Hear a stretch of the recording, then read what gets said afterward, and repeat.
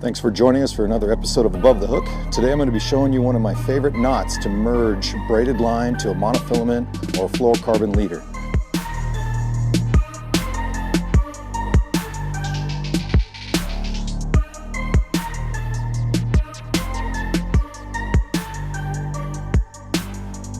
Welcome back everyone, this is Ryan and we're going to be going over how to tie a double uni knot. Like I mentioned before in my previous videos, I love using the uni knot. I use it to tie my main line to my spools, my reels. I like using it to tie my lures to my leader line. But you could also use it to actually tie braid to your fluorocarbon or monofilament leader, and that is called a double uni knot. We're going to go over this knot today step by step and in detail, and at any point in time feel free to reference up in the right hand corner where I'm going to have the actual directions on how to tie this knot.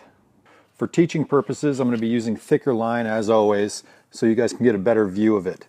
At the end of this video, we'll also tie it with the actual fluorocarbon and the braid, so you can actually see how it's done with that. But I find that this is a lot easier to see. So today what we're going to be doing, we're going to go ahead and call this black line our main line or the braid, and the chartreuse colored line our leader line, our fluorocarbon or monofilament. To start off this knot, you're going to go ahead and take your braid and your leader line and you're going to overlap them like so. It doesn't matter which one you start with first, but for today we're going to go ahead and start with the braided line or the black line here. First thing you're going to do is you're going to make a loop. After you have that loop made, you're going to take the tag end of that braid and you're going to go ahead and go through the loop and around the leader line 4 times. After you have it down 4 times, just tighten it a little bit by pulling on the tag. Once you have that done, the next thing you're going to do is you're going to go to the complete opposite side on your leader line and do the exact same thing, except you're going to be using that leader line. Once you're done with that, you should have something that looks like this. Once you're at this point, what you're going to then do is you're going to slide them together carefully, pull on it to tighten it, and then pull on the tags, cinching it down, and then pull together tight.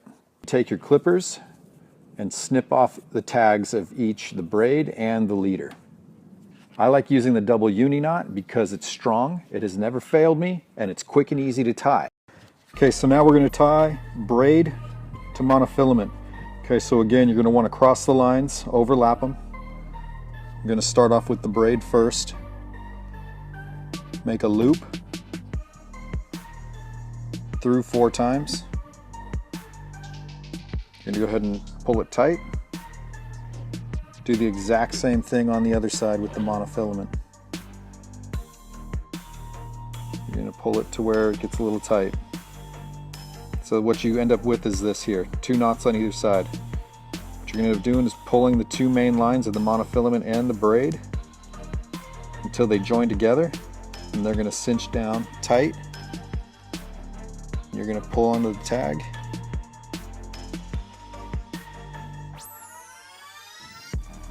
Once you get to this point, you can cut the tag off right at the line and the knot.